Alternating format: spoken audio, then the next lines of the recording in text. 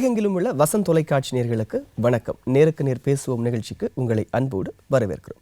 தமிழகத்தில் அரசியல் சூழ்நிலைகள் மாறிக்கொண்டே இருக்கின்றன. 2016 சட்டமன்ற தேர்தலுக்காக தமிழக அரசியல் கட்சிகள் தயாராகி கொண்டிருக்கும் அதே வேளையில் ஒரு பலமான குரல் எழும்ப ஆரம்பித்திருக்கிறது.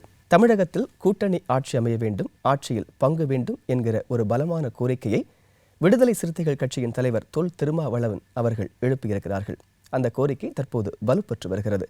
அவருடைய கோரிக்கையின் அர்த்தம் என்ன என்பது குறித்து விளக்கி பேசுவதற்காக இன்று நம்மோடு இணைந்திருக்கிறார். அவரை வரவேற்கலாம். வணக்கம் சார். தமிழகத்தில் இதுவரைக்கும் தனி ஒரு கட்சியினுடைய ஆட்சிதான் சமீப காலங்களாக நடந்து வந்து கொண்டிருக்கிறது. இப்படிப்பட்ட ஒரு சூழ்நிலையில் நீங்கள் திமுகவோடு கூட்டணியில் இருக்கிறீர்கள். திமுக என்பது தனியாக ஆட்சி நடத்தி கொண்டிருக்கிறது. இதுக்கு முந்தைய காலகட்டத்தில் கூட முந்தைய சட்டமன்ற தேர்தலில் வெற்றி பெற்று தனிப்பெரும்பான்மைக்கு குறைவான இடங்கள் பெற்றிருந்தும் கூட்டணி ஆட்சி அமையவில்லை. தனி திமுக ஆட்சி தான் நடைபெற்றது.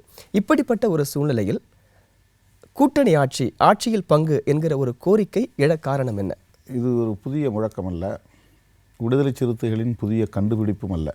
எல்லோருக்கும் இருக்கிற உணர்வைத்தான் விடுதலை சிறுத்தைகள் வெளிப்படுத்தியிருக்கிறோம்.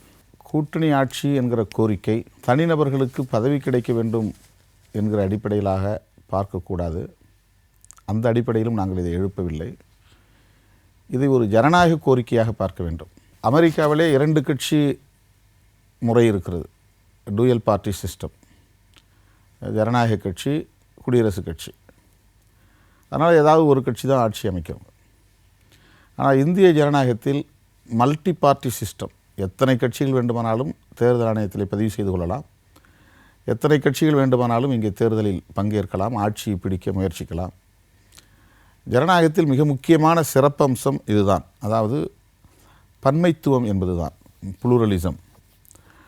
ஒன்றுக்கு மேற்பட்ட கட்சிகள், ஒன்றுக்கு மேற்பட்ட கருத்துக்கள், ஒன்றுக்கு மேற்பட்ட பங்கேற்பு, இதுதான் ஜனநாயகத்திலே மிக முக்கியமான ஒரு சிறப்பு கூறு. ஆகவே தான் இந்திய அரசியலமைப்பு சட்டம் இந்த மல்டி பார்ட்டி சிஸ்டம் என்கிற பல கட்சி தேர்தல் முறையை இங்கே நாம் அங்கீகரித்திருக்கிறோம்.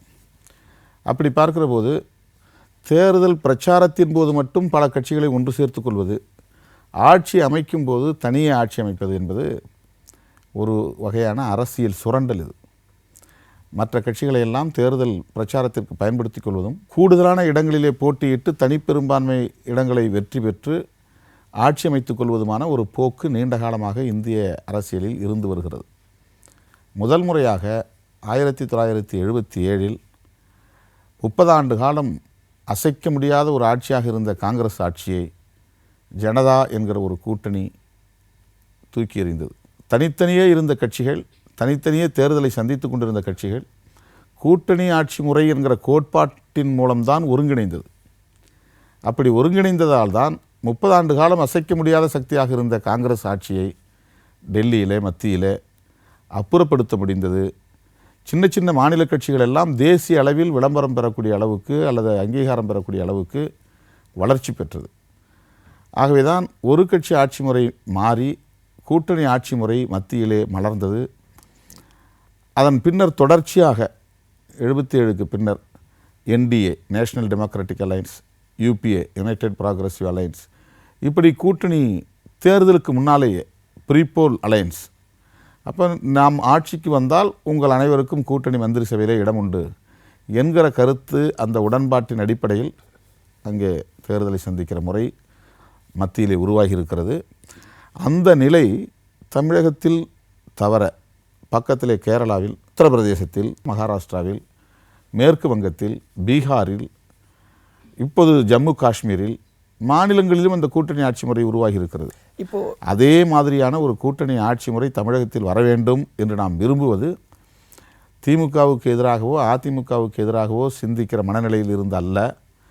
சின்ன சின்ன கட்சிகள், வளர்கிற கட்சிகள் அதிகார வலிமை பெற வேண்டும், அனைத்து விளிம்பு நிலை சமூகத்தையும் பிரதிநிதித்துவப்படுத்துகிற கட்சிகள் வலிமை பெற வேண்டும் என்கிற அந்த நோக்கத்தின் அடிப்படையில் தான் இந்த கோரிக்கையை நாம் முன்வைக்கிறோம். இல்லை, இப்போ திமுகவை பொறுத்த வரைக்கும் நான் ஏற்கனவே முதல்ல குறிப்பிட்டது போல இதற்கு முந்தைய சட்டமன்ற தேர்தலில் வெற்றி பெற்று பெரும்பான்மை பெறாவிட்டாலும் தனியாகத்தான் ஆட்சி நடத்தினார்கள். கூட்டணியில் சேர்க்கவில்லை, மற்ற கட்சிகளை சேர்க்கவில்லை, அரசியல் சேர்க்கவில்லை. அப்படிப்பட்ட ஒரு சூழ்நிலை மனநிலையில் இருக்கக்கூடிய ஒரு கட்சியோடு தான் நீங்கள் தற்போது கூட்டணியில் இருக்கிறீர்கள். இப்படி உங்களிடமிருந்து ஒரு கருத்து வரும்போது இதை அந்த திமுக எப்படி பார்க்கிறது? இல்லை, அதனால தான் நான் சொல்கிறேன், திமுகவுக்கு எதிராக இதை நாம் முன்வைக்கவில்லை. திமுகவும் கூட்டணி ஆட்சி கோட்பாட்டுக்கு எதிரான கட்சி அல்ல. ஏனென்றால் அது மத்தியிலே கூட்டணி ஆட்சியில் தான் இடம்பெற்றிருக்கிறது. தமிழகத்திலும் கூட 1967 அண்ணா தலைமையில் கூட்டணி உருவான போது காயிதே மில்லத் போன்ற தலைவர்களோடு, ராஜாஜி போன்ற தலைவர்களோடு ஒரு இணக்கமான கூட்டணியை அவர்கள் அமைத்த காலத்தில் ஆட்சிக்கு வந்தால் கூட்டணி மந்திரி சபையிலே அவர்களுக்கு இடம் உண்டு, இணைத்து கொள்ள வாய்ப்புண்டு என்கிற ஒரு கருத்துருவாக்கம் அப்போது ஏற்பட்டிருக்கிறது. ஆக அண்ணா காலத்திலேயே கூட்டணி ஆட்சிக்கு திமுக தயாராக இருந்திருக்கிறது என்பதுதான் நமக்கு வரலாற்றின் சுவடுகளில் இருந்து அறிய முடிகிறது, தெரிகிறது. ஆனால் தவிர்க்க முடியாத நிலையில் அது எப்படியோ கூட்டணி ஆட்சி மலரவில்லை. அதனுடைய பின்னணி நமக்கு தெரியாது. அதன் பிறகு கூட 1980 இந்திரா காங்கிரஸ் திராவிட முன்னேற்றக் கழகம் கூட்டணி அமைத்த போது 50% என்று தொகுதிகளை பகிர்ந்து கொண்டார்கள். காங்கிரஸுக்கு 50%, திமுகவுக்கு 50%. அதனுடைய பொருள் என்ன? கூட்டணி ஆட்சிக்கு தயார் என்றுதான் பொருள். திமுக 1980 கூட கூட்டணி ஆட்சிக்கு தயாராக தான் இருந்தது. ஆனால் முடிவுகள் வேறு மாதிரியாக அமைந்துவிட்டன. அப்போது திமுக காங்கிரஸ் கூட்டணி வெற்றி பெற முடியவில்லை, ஆட்சியை கைப்பற்ற முடியவில்லை. அதிமுக ஆட்சியை கைப்பற்றியது. அதன் பின்னர் நீங்கள் சொன்ன இந்த மைனாரிட்டி அரசு என்று அதிமுகவினரால் விமர்சிக்கப்பட்ட காலம், அப்போது மிக குறைவான இடங்களில் அவர்கள் வெற்றி பெற முடிந்தது. ஏனென்றால் மிக குறைவான இடங்களில் தான் அவர்களால் போட்டியிடவும் முடிந்தது. காங்கிரஸுக்கு 63 இடங்கள் வழங்கப்பட்டன. திமுக போட்டியிட்ட இடங்களின் எண்ணிக்கையே மிக குறைவு. ஆட்சி அமைப்பதற்கு தமிழ்நாட்டை பொறுத்தவரையில் 117 இடங்களுக்கு மேல் வெற்றி பெற்றிருக்க வேண்டும் தனி பெரும்பான்மை பெற. ஆனால் அவர்கள் போட்டியிட்டதே 117, 118 தான். அப்போ அதுவே என்ன பொருளை அது வெளிப்படுத்துகிறது என்றால், தனிப்பெரும்பான்மை இடங்களை வென்று ஆட்சியை கைப்பற்ற முடியாது, இருந்தாலும் கூட்டணி கட்சிகளுக்கு நிறைய இடங்களை கொடுத்து ஒருவேளை திமுக கூட்டணி ஆட்சியை கைப்பற்றினால் கூட்டணி மந்திரி சபை அமைப்பதற்கு அவர்கள் தயாராக இருந்திருக்கிறார்கள் என்பதுதான் இதிலிருந்து வெளிப்படுகிறது. ஆனால் அப்போதும் காங்கிரஸ் அழுத்தமாக அந்த கோரிக்கை முன்வைக்கவில்லை. ஏதோ காரணத்தால் அது தவிர்க்கப்பட்டு விட்டது. ஆகவே திமுகவை பொறுத்தவரையில் கூட்டணி ஆட்சி என்கிற கருத்துக்கு, அந்த கோட்பாட்டுக்கு எதிரானது இல்லை என்பதற்காக இதையெல்லாம் நான் சொல்கிறேன். நிச்சயமாக நீங்கள் சொன்னீர்கள் எதிரான கட்சி இல்லை என்று அப்படிங்கிறத பதிவு பண்ணீங்க. இதில் இன்னொரு சந்தேகம் எழுகிறது. ஒருவேளை ஒரு புதிய கருத்தை சொல்லும்போது நிச்சயமாக சமூகத்திலையும் அரசியல் ரீதியாகவும் சில எதிர்ப்புகள் கிளம்பும். அது எல்லாருக்கும் தெரிஞ்ச விஷயம்தான். ஸோ அப்படிப்பட்ட ஒரு சூழ்நிலையில் திமுகவிடம் இருந்த இல்லை என்றாலும் இப்படிப்பட்ட அதாவது கூட்டணி ஆட்சியில் பங்கு அப்படிங்கிற ஒரு சூழ்நிலையில் ஒரு கருத்தை முன்வைக்கும் போது வேறு சில ரூபங்களில் உங்களுக்கு எதிர்ப்புகள் வந்ததா அரசியல் ரீதியாக? இதுவரையில் அப்படி எந்த எதிர்ப்பும் வரவில்லை. நான் சந்தித்த கட்சிகள் அத்தனை கட்சிகளுமே இந்த கருத்துக்கு வலுவான ஆதரவை வெளிப்படுத்தினார்கள். கூட்டணி ஆட்சி தொடர்பான ஒரு கருத்தரங்கத்தை விடுதலை சிறுத்தைகளின் சார்பிலே ஒருங்கிணைத்தோம். அதிலே இடதுசாரிகள் சிபிஐ, சிபிஐஎம், மதிமுக, மனிதநேய மக்கள் கட்சி, தமிழ் மாநில காங்கிரஸ், இந்த கட்சிகளினுடைய தலைவர்கள் அதில் பங்கேற்று உரையாற்றினார்கள். காங்கிரஸ் கட்சியின் தலைவர் EVK இளங்கோவன் அவர்களை நான் தனிப்பட்ட முறையிலே சந்திக்கிற போது அந்த கருத்தரங்கத்திற்கு அவருக்கு நான் அழைப்பு விடுக்கவில்லை. ஆனால் இந்த கருத்தை அவரிடத்திலே நான் கூறிய போது, இந்த கருத்தை காங்கிரஸ் வரவேற்கிறது, நான் ஆதரிக்கிறேன் என்று அவர் சொன்னார். இன்றைக்கு அந்த மாதிரி அவர் வலுவாகவும் அதை பற்றி பேசி வருகிறார். ஆகவே இந்த கருத்துக்கு வலுவான ஆதரவு இருக்கிறது என்று தான் நான் நம்புகிறேன். எந்த முனையிலிருந்தும் இதுவரையில் அதற்கு எதிர்ப்பு வரவில்லை. ஒருவேளை இப்போது உங்களை ஆதரித்தவர்கள் ஒரு காலகட்டத்திற்கு பிறகோ இல்லை ஏதாவது ஒரு சூழ்நிலையிலோ அந்த ஆதரவை கைவிடுவதற்கான வாய்ப்புகள் இருக்கிறதா? கட்டாயம் இருக்கலாம். அப்படி இருக்காது என்று உறுதியாக சொல்ல முடியாது. ஏனென்றால் அவரவர் தங்களுடைய கட்சி ஏதேனும் ஒரு கூட்டணியில் இடம்பெற வேண்டும், சில இடங்களையாவது வெற்றி பெற வேண்டும் என்று விரும்புவது இயற்கை. அதுதான் திமுக, அதிமுக அல்லது காங்கிரஸ், பாரதிய ஜனதா கூட்டணிக்கு தலைமை தாங்கக்கூடிய கட்சிகளுக்கு சாதகமாக அமைந்து விடுகிறது. பிற கட்சிகள் தம்முடைய கோரிக்கைகளை வலுவாக சொல்ல முடியாத அளவுக்கு இங்கே அரசியல் சூழல் அமைந்திருக்கிறது. விடுதலை சிறுத்தைகளின் இந்த கோரிக்கையால் பிற கட்சிகளின் ஆதரவு கிடைக்காமல் விடுதலை சிறுத்தைகள் தனிமைப்பட்டு விடுவதற்கும் வாய்ப்பு இருக்கிறது. அப்படி தனிமைப்பட்டு விட்டால் கூட அதை பற்றி கவலைப்படவில்லை என்பதுதான் விடுதலை சிறுத்தைகளின் நிலைப்பாடு. ஏனென்றால் நாங்கள் அதிகாரத்திற்கு வர வேண்டும் என்று நினைப்பதை விட எல்லோரும் அதிகாரத்திற்கு வர வேண்டும், எல்லோருக்கும் அதிகாரம் பரவலாக்கப்பட வேண்டும், அதுதான் உண்மையான ஜனநாயகமாக இருக்க முடியும் என்று நாங்கள் விரும்புகிறோம். உங்களுடைய கருத்தில் நியாயம் இருக்கிறது, அந்த கோரிக்கையில் நியாயம் இருக்கிறது, பல கட்சிகள் ஆதரித்திருக்கிறார்கள். ஒருவேளை ஒரு கட்டத்தில் இந்த கட்சிகள் விலகிச் செல்லும் போது உங்களுடைய மனநிலை எப்படி இருக்கும்? அப்போது கூட இந்த ஆட்சியில் பங்கு அப்படிங்கிற கோரிக்கையை தொடர்ந்து நீங்கள் வலியுறுத்தீர்களா?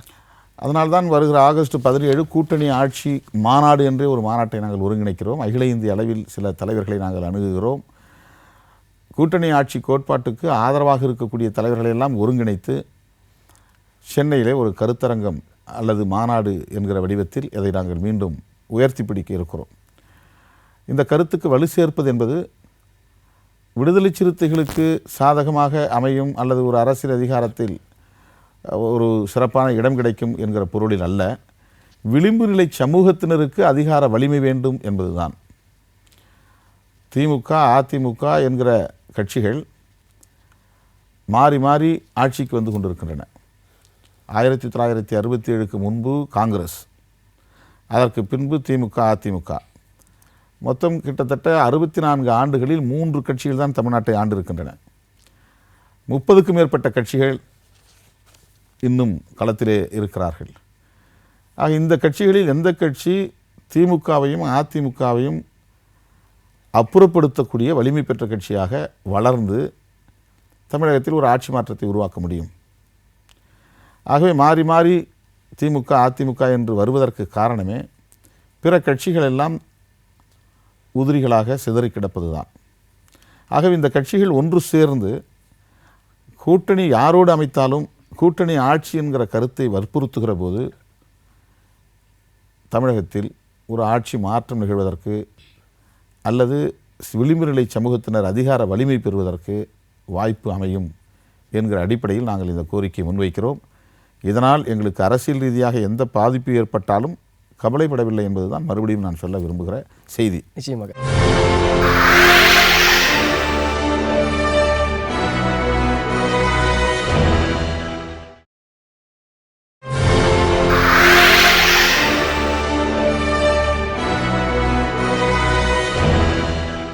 இப்போ தமிழகத்தை பொறுத்த வரைக்கும் திமுகவும் அதிமுகவும் ரெண்டுமே மிகப்பெரிய திராவிட கட்சிகள். இந்த 2 கட்சிகளும் தான் ஒவ்வொரு தேர்தலையும் வந்து கூட்டணிக்கு வந்து தலைமை தாங்குகிற கட்சிகள். ஸோ இந்த கட்சிகள் வந்து சின்ன கட்சிகளுக்கு ஆட்சி அதிகாரத்தில் பங்கு கொடுக்கும்போது அந்த கட்சிகள் வளர்ந்து விடுவதற்கு ஒரு வாய்ப்பு இருக்கிறது. ஸோ அந்த மாதிரி ஒரு வளர்ச்சியை இது போன்ற பெரிய கட்சிகள் விரும்பும் நினைக்கிறீங்களா நீங்கள்? யாரும் விரும்ப மாட்டாங்க. திமுக, அதிமுக மட்டும் கிடையாது. அந்த இடத்துல வந்து ஆட்சி அதிகாரத்தில் எந்த கட்சி உட்கார்ந்துருந்தாலும் அவ்வளோ எளிதில் அதிகாரத்தை பகிர்ந்தளிக்க மாட்டார்கள். இதுதான் மனித இயல்பு. அதிகாரம் யாரிடத்தில் குவிந்து கிடக்கிறதோ அந்த அதிகாரத்தை சுவைத்தவர்கள் சுவைத்து கொண்டே இருக்க வேண்டும், அதை தக்க வைத்து கொண்டே இருக்க வேண்டும் என்று தான் விரும்புவார்களே தவிர அந்த அதிகாரத்தை பகிர்ந்தளித்து எல்லோரையும் சமமாக்குவதை மனிதர்கள் பொதுவாக விரும்ப மாட்டார்கள். ஆனால் அதற்காக நாம் நம்முடைய கோரிக்கைகளை முன்வைக்காமல் இருக்க முடியாது, நம்முடைய தேவைகளை பேசாமல் நாம் இருக்க முடியாது. ஆகவே சாதாரணமாக சொல்வார்கள், வயிறு பசித்தவன் விடமாட்டான், வசதி படைத்தவன் தரமாட்டான். வசதி படைத்தவன் தரமாட்டான், வயிறு பசித்தவனும் விடமாட்டான். ஆக இந்த இழுபறி போராட்டம் என்பது மனித இயற்கை. அதிகாரத்தை கையில் வைத்திருப்பவர்கள் எளிதில் தரமாட்டார்கள். அதிகாரம் இல்லாதவர்கள் அந்த அதிகாரம் வேண்டும் என்று போராடுவதை முனைப்பாக கொண்டிருக்க வேண்டும். ஆனால் இன்றைக்கி என்னென்ன தமிழ்நாட்டு அரசியல் களத்தில் இதர கட்சிகள் இப்போ என்னென்னா ஒரு கட்சி வந்து முதல்வர் வேட்பாளரையே அறிவிக்கிறது. அந்த கட்சி தன் வழி மாற்றான் வழி, அதாவது தன்னுடைய வலிமை மற்றவர்களுடைய வலிமை என்பதையெல்லாம் ஒப்பிட்டு பார்க்காமலேயே ஒரு வெற்று முழக்கமாக, வாய்வீச்சு முழக்கமாக அதை முன்வைக்கிறது. அடுத்த முதல்வர் இவர்தான், அடுத்த முதல்வர் வேட்பாளர் இவர்தான் அப்படின்னு அந்த அறிவிப்பு செய்து உயர்த்தி பிடிக்கிறார்கள். ஆனால் இங்கே யதார்த்த நிலை என்னவென்றால், திமுக, அதிமுக இந்த 2 கட்சிகளும் நீண்ட காலமாக ஏராளமான தொகுதிகளில் போட்டியிட்டதன் மூலம் அதிக வாக்கு வங்கி சதவீதத்தை அவர்கள் பெற்றிருக்கிறார்கள். அதிக வாக்கு சதவீதத்தை அவர்கள் பெற்றிருக்கிறார்கள். மற்ற எல்லா கட்சிகளுமே 3% கீழ் தான். விஜயகாந்த் தலைமையிலான தேமுதிக 8%, 10% என்று போய் இன்றைக்கும் அவருடைய நிலை 5% சரிந்திருக்கிறது. மற்ற கட்சிகள் அத்தனையுமே 3% கீழே இருப்பதற்கு என்ன காரணம் என்றால், கூட்டணியில் போட்டியிடுவதற்கான வாய்ப்பு குறைத்து வழங்கப்படுகிறது. அப்போ 1.5% குறைவாக இருக்கக்கூடிய வாக்கு சதவீதத்தை கொண்டு இருக்கக்கூடிய ஒரு கட்சி முதல்வர் வேட்பாளரை இது அறிவிக்கிறது. இது 1.5% கொண்டிருக்கிற ஒரு கட்சி வாக்கு வங்கியை திமுக, அதிமுக என்கிற 2 கட்சிகளையும் 20%, 20%க்கு மேலாக வாக்கு வங்கியை கொண்டிருக்கிற கட்சிகளை அப்புறப்படுத்திவிட்டு ஆட்சிக்கு வர முடியுமா என்பது மிகப்பெரிய கேள்வி. ஆகவே நாம் என்ன சொல்கிறோம் என்றால், 1.5%, 2.5%, 3%, 5%, 8% என்றுள்ள கட்சிகள் ஒன்று சேருகிற போது அது மிகப்பெரிய ஒரு அச்சுறுத்தலை மெகா பொலிட்டிக்கல் பார்ட்டி என்று கருதி கொண்டிருக்கிற அரசியல் கட்சிகளுக்கான ஒரு அச்சுறுத்தலை அது ஏற்படுத்தும். அதன் மூலமாக ஒரு கூட்டணி ஆட்சி என்கிற கோட்பாட்டுக்கு ஒரு மதிப்பு இங்கே உருவாகும் என்பது என்னுடைய கருத்து. இப்போ அது வெற்றி பெறும் என்றும் நான் நம்புகிறேன். அந்த சின்ன சின்ன கட்சிகள் நீங்கள் சொன்னீங்க, அதாவது 2 பெரிய கட்சிகளை தவிர்த்து மற்ற கட்சிகள் எல்லாம் ஒன்று சேரும்போது ஒரு அச்சுறுத்தலை கொடுக்க முடியும் அப்படிங்கிற மாதிரி சொன்னீங்க. ஸோ இந்த 2 பெரிய கட்சிகளை எதிர்த்து இந்த சிறிய கட்சிகள் எல்லாம் ஒன்று சேர்ந்து போராட முடியும் நம்புறீங்களா நீங்கள்? போராட வாய்ப்பில்லை என்று நாம் இதை புறந்தள்ளிவிட முடியாது. போராட வேண்டும் என்பது தான் நம்முடைய விருப்பம். அதற்கு தங்களை தயார்படுத்திக் கொள்ள ஒவ்வொரு கட்சியும் இன்றைக்கு முனைப்பு காட்டுகின்றன. அதற்கு சான்றுதான் EVK இளங்கோவன் அவர்களுடைய தொடர் வலியுறுத்தல்கள். கூட்டணி ஆட்சி வேண்டும் என்கிற கருத்தை வெகு எளிதாக ஆண்டு கொண்டிருப்பவர்கள் ஏற்றுக்கொள்ள மாட்டார்கள். ஏற்றுக்கொள்ளுகிற வரையில் அழுத்தம் கொடுக்க வேண்டியது நம்முடைய கடமை. இல்லை, இன்னொரு விஷயம், இப்போ தமிழகத்தை பொறுத்தவரையும் இன்றைய அரசியல் சூழ்நிலைகள் சில கட்சிகள் முதலமைச்சர் வேட்பாளர்கள் அறிவிச்சிருக்காங்க. சில கட்சிகள் இவர் தான் முதலமைச்சராக முன்னிறுத்தப்படுவார் அப்படிங்கிற ஒரு நம்பிக்கை இருக்குது. சில கட்சிகளை பொறுத்த வரைக்கும் கூட்டணியில் கூட இருக்கிறாங்க, ஆனால் எங்கள் தலைமையில் தான் கூட்டணி அப்படிங்கிற மாதிரி சொல்கிறாங்க. ஸோ இது போன்ற சூழ்நிலைகள் ஒரு அடுத்த சட்டமன்ற தேர்தலில் எது மாதிரியான விளைவுகளை எது மாதிரியான தாக்கத்தை ஏற்படுத்தும்னு நினைக்கிறீங்க? அப்துல் கலாம் சொல்லியிருக்காரு, எல்லாரும் கனவு காணுங்கள்னு. அதனால் எல்லோருக்கும் கனவு காணுவதற்கு, கற்பனை செய்வதற்கு உரிமை உண்டு. ஆசைப்படுவது தவறல்ல. அந்த வகையிலே ஒரு கட்சி தன்னுடைய முதலமைச்சர் வேட்பாளரை முன்கூட்டியே அறிவித்து விட்டது. மற்றவர்கள் நீங்கள் சொல்வதைப் போல ஒரு யூகத்தின் அடிப்படையிலே நாம் இவர்தான் இந்த கட்சியினுடைய முதல்வர் வேட்பாளர் என்று கருதக்கூடிய நிலையில் இருக்கிறார்கள். இதையெல்லாம் தேர்தல் நெருங்குகிற நேரத்தில் தான் நாம் உறுதிப்படுத்த முடியும். எத்தனை கூட்டணிகள் இங்கே அமையப் போகின்றன, அந்த கூட்டணிகளில் யார் முதலமைச்சர் வேட்பாளர் என்பது. வெளிப்படையாக தெரிந்த உண்மை, திமுக, அதிமுக இரண்டும் கூட்டணிக்கு தலைமை தாங்கக்கூடிய கட்சிகள். இனி வேறு எது உருவானாலும் அது அந்த 2 அணிகளுக்கு மாற்று அணியாக அல்லது 3வது அணியாக கட்டமைக்கப்பட வேண்டும். ஆனால் இதில் மிக முக்கியமாக ஒரு ஸ்ட்ராட்டஜியை நாம் கையாள வேண்டியிருக்கிறது. திமுகவையும் அதிமுகவையும் அப்புறப்படுத்தக்கூடிய வலிமை உருவாகப் போகிற புதிய கூட்டணிக்கு இருந்தால், அந்த வலிமையை உருவாக்கினால், ஏற்படுத்தினால், அப்படி ஒரு முயற்சி எடுப்பது பலனளிக்கும். அதற்கான சூழல் அமையவில்லை என்று சொன்னால் 3வது அணி என்பது அந்த 2 கட்சிகளில் ஏதேனும் ஒரு கட்சிக்கு சாதகமாக அமையும். இப்போ இந்த கூட்டணி ஆட்சி அப்படிங்கிற கோரிக்கையை முதலாக தமிழகத்தில் இப்போ சமீபத்தில் எழுப்பினது நீங்கள் தான் இல்லையா? ஸோ இப்படிப்பட்ட ஒரு சூழ்நிலையில் இந்த 3வது அணி அப்படிங்கிற ஒன்றை அமைத்து அதற்கு தலைமை தாங்கக்கூடிய எண்ணம் உங்களுக்கு இருக்கிறதா? அதாவது 3வது அணியை உருவாக்க வேண்டும் என்கிற முயற்சி அல்ல இந்த முயற்சி. அதே நேரத்தில் 3வது அணி உருவானால் அதை எதிர்க்கிற நிலையிலும் விடுதலை சிறுத்தைகள் இல்லை. 3வது அணி வேண்டும், ஆனால் அது திமுக, அதிமுக என்கிற கட்சிகளின் தலைமையிலான கூட்டணிகளை வீழ்த்தக்கூடிய வலிமை பெற்றதாக அது இருக்க வேண்டும். இல்லை என்றால் அந்த முயற்சி வீண். எனவே 3வது அணியை உருவாக்குவதற்காக இந்த கோரிக்கை நாம் வைக்கவில்லை. ஒரு கட்சி ஆட்சி என்பது ஒரு நபர் ஆட்சியாகத்தான் இங்கே இயங்குகிறது. எந்த கட்சியாக இருந்தாலும் சரி, ஒரு கட்சி ஆட்சி என்பது ஒரு நபர் ஆட்சியாக தான் இயங்குகிறது, தனிநபர் ஆட்சியாக தான் இயங்குகிறது. தனிநபர் ஆட்சி என்பதற்கும் கடந்த காலத்தில் இருந்த மன்னராட்சி முறைக்கும் எந்த வேறுபாடும் கிடையாது. ஆக மன்னராட்சி வேண்டாம் என்று தான் குடியாட்சி முறையை நாம் கொண்டு வந்தோம். இப்போ மன்னராட்சிக்கும் குடியாட்சிக்கும் உள்ள வித்தியாசம் என்னவென்றால், தனிநபர் ஆதிக்கம் கூடாது என்பது தான்.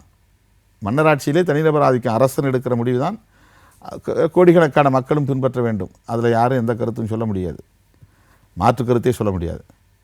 அதனால தான் மன்னராட்சி வேண்டான்னு குடியாட்சி வந்திருக்கு. ஆனால் குடியாட்சியிலேயே ஒரு மறைமுகமான மன்னராட்சி முறை தான் இருக்குது. ஒரு கட்சி ஆட்சி, அந்த கட்சியினுடைய தலைவருடைய தலைமையிலான தனிநபர் ஆட்சி, அந்த தனிநபர் எடுக்கிற முடிவு தான் ஒட்டுமொத்த கட்சியின் முடிவு, ஆட்சியின் கொள்கை. அதனால் அதிகாரம் ஒட்டுமொத்தமாக அந்த கட்சியின் தலைவர் காலடியிலே குவிந்து கிடப்பதால் எல்லாம் காலில் போய் பொத்து பொத்துன்னு விடுறான். அப்போ தனிநபர் துதிபாடுதல்ங்கிறது நிகழ்கிறது. அந்த தனிநபர் மீதான புனிதத்தால் அவர்கள் போய் காலில் விடுறதில்ல, அந்த தனிநபரை சுற்றி குவிக்கப்பட்டு இருக்கிற அதிகாரத்தால் போய் காலில் விடுறாங்க. அப்போ தனிநபர் மீது ஒரு புனிதத்தை ஏற்படுத்துவது அல்லது அதிகாரத்தை குவிப்பது என்பது இந்த தனிநபர் தலைமையிலான ஒரு கட்சி ஆட்சி முறை தான் இதற்கு காரணம். எனவே தான் மக்களாட்சியில் பல கட்சிகளும் இணைந்து நடத்துகிற ஒரு கூட்டணி ஆட்சி முறை மலர வேண்டும். அப்போது தான் இந்த தனிநபர் துதியை பாடுதல், தனிநபர் ஆட்சி என்கிற முறை இதுவெல்லாம் மாறும். மாற்று அணியை உருவாக்க வேண்டும், மூன்றாவது அணியை உருவாக்க வேண்டும் என்று நான் கருதுவதை விட கூட்டணி ஆட்சி என்கிற கருத்தை வலுப்படுத்த வேண்டும், அந்த கோட்பாட்டை உயர்த்தி பிடிக்க வேண்டும். யாரோடு கூட்டணி சேர்ந்தாலும் கூட்டணி ஆட்சி என்கிற கருத்தை அங்கே வற்புறுத்த வேண்டும். இப்போ திமுக தலைமையில் ஒரு 10 கட்சி சேர்கிறார்கள்னா அந்த கட்சியில் அங்கே கூட்டணி பற்றி பேச வேண்டும். அல்லது அதிமுகவோடு சில கட்சிகள் கூட்டணி சேருகிறார்கள் என்றால் அவர்கள் அந்த கட்சியோடு நாங்களெல்லாம் உங்களோட கூட்டணி சேர்றோம், எங்களுக்கு மந்திரி சபையில் நினைச்சிங்க, அதாவது டெசிஷன் மேக்கிங் அத்தாரிட்டியாக அவங்க மாறணும். கூட்டணியில் போய் சேர்றதுங்கிறது தொகுதி உடன்பாடு. தொகுதி உடன்பாட்டில் சில இடங்களில் நம்ம வெற்றி பெற்று வந்தால் வெறுமனே கூச்சல் போடக்கூடிய அதிகாரம் தான் நமக்கு இருக்குது சட்டசபையில். டெசிஷன் மேக்கிங்கிறது, முடிவெடுக்கக்கூடிய அதிகாரங்கிறது இருக்காது. உதாரணத்துக்கு இப்போ டாஸ்மாக் கடையை திறக்கலாமா வேண்டாமா அப்படின்னு ஒரு கூட்டணி மந்திரி சபையில் பேசும்போது ஒரே கட்சி ஆட்சியாக இருந்தால் மந்திரி சபையில் பேச விட மாட்டாங்க. நான் முடிவு பண்ணிட்டேன், எல்லாம் மந்திரிகள்லாம் ஒப்புதல் கொடுங்க, கேபினெட்டை ஒரு ஒப்புக்கு கூட்டி 10 நிமிஷத்தில் கூட்டத்தை முடிச்சு போயிடுவாங்க. ஆனால் கூட்டணி மந்திரி சபைன்னா 10 மல்டி பார்ட்டி சிஸ்டம்ஸ், 10 கட்சிகள் ஒன்றா சேரும்போது ஒரு கட்சியாக அதுக்கு எதிர்ப்பு தெரிவிக்கும். கூட்டணி ஆட்சி முறையில் அந்த டாஸ்மாக் கடையில் திறக்கக்கூடாதுன்னு. அப்போ ஒரு கருத்து கலந்துரையாடல் என்பது கருத்து மோதல்களுக்கு இடம் கொடுத்து ஒரு ஜனநாயகத்திற்கு அது வழிவகுக்கும். எனவே திமுக கூட்டணியில் சேருகிற கட்சிகளாக இருந்தாலும் அதிமுக கூட்டணியில் சேருகிற கட்சிகளாக இருந்தாலும் சரி, அல்லது மூன்றாவது அணி என்று ஒன்று உருவானால் அந்த அணியிலே இடம்பெறுகிற கட்சிகளானாலும் சரி, கூட்டணி ஆட்சி என்கிற கருத்தை வலியுறுத்த வேண்டும் என்பது மட்டும்தான் இப்போது எங்களுடைய நிலைப்பாடு.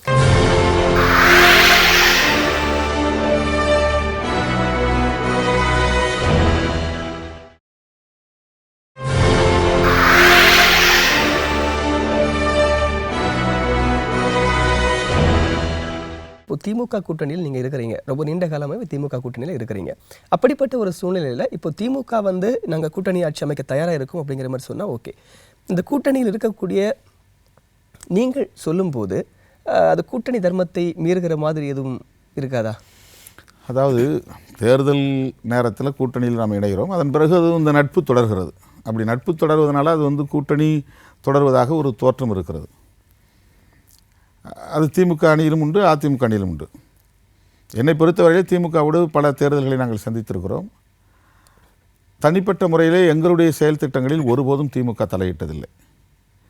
தேர்தல் நேரத்தில் கூட, தேர்தல் பிரச்சார கூட்டங்களில் கூட எங்கள் கருத்தை நாங்கள் பேசுவதற்கு இதை பேசக்கூடாது அல்லது இதை பேசு என்று ஒருபோதும் திமுக தலைமையோ திமுக கட்சியை சார்ந்த மற்ற தலைவர்களோ கூறியதும் இல்லை, அதற்கு தலையிட்டதும் இல்லை. அதுதான் மிகச்சிறந்த ஒரு கூட்டணி தர்மம். ஆகவே இன்றைக்கு நாங்கள் அந்த கூட்டணியில் இருந்து வெளியேறிவிட்டோம் என்று நாங்கள் சொல்லவும் இல்லை, விலக்கிவிட்டோம் என்று திமுகவும் சொல்லவில்லை. அந்த நட்பு தொடர்கிறது. எங்களுடைய கருத்தை, எங்களுடைய கொள்கை நிலைப்பாட்டை நாங்கள் பேசுகிறோம். எனவே இது எந்த வகையிலும் இந்த உறவுக்கு, இந்த நட்புக்கு பங்கம் விளைவிக்கும் என்று நான் நம்பவில்லை. சார், தமிழகத்தை பொறுத்தவரைக்கும் பல்வேறு கட்சிகள் இப்போது திமுக அதிமுகவை தவிர்த்து காங்கிரஸ் உட்பட இன்னும் பல கட்சிகள், ஆட்சிக்கு வராத பல கட்சிகள் காமராஜர் ஆட்சி தான் கனவு அப்படிங்கிற மாதிரி சொல்கிறாங்க. ஸோ இந்த காமராஜர் ஆட்சி காலத்தில் ஒரு காமராஜர் ஆட்சி இருக்கும்போதும் சரி, அதுக்கு பிறகும் சரி, இந்த ஜாதி கட்சிகளை எல்லாம் கடுமையாக எதிர்த்தார். அது இருக்கக்கூடாது, தமிழகத்தின் வளர்ச்சிக்கு, தேசத்தின் வளர்ச்சிக்கு நல்லதில்லை அப்படிங்கிற மாதிரி அவர் சொன்னார். ஆனால் இன்னைக்கு சமீப காலங்களில் பார்க்கும்போது ஜாதி கட்சிகள் நிறைய தோன்றுது. ஸோ இந்த மாதிரி ஜாதி கட்சிகள் தோன்றும் போது அது சமுதாயத்தின் வளர்ச்சிக்கு நிச்சயமாக உதவும் நினைக்கிறீங்களா? அது ரொம்ப தீங்கானது தான். அது மதவாதம் எவ்வளவு கொடூரமானது என்று நாம் சொல்லுகிறோமோ அதை போல் சாதியவாதம் அதைவிட பன்மடங்கு ஆபத்தானது, தீங்கானது. சில தலைவர்கள் அதனுடைய விளைவுகளை பற்றியே கவலைப்படாமல் அடுத்த தலைமுறையை எந்த அளவுக்கு இது பாதிக்கும், தமிழ் சமூகத்தை எந்த அளவுக்கு சிதைக்கும் என்பதை பற்றியெல்லாம் கொஞ்சம் கூட கவலைப்படாமல் சாதி உணர்வுகளை, சாதி வெறியை தூண்டிவிடுகிறார்கள். அதைவிட மிகப்பெரிய வேதனை என்னவென்றால், பள்ளிக்கு செல்லும் பிஞ்சு குழந்தைகளின் உள்ளத்தில் கூட இந்த சாதி நஞ்சை ஊட்டி விடுகிறார்கள். மிகவும் ஆபத்தானது இது.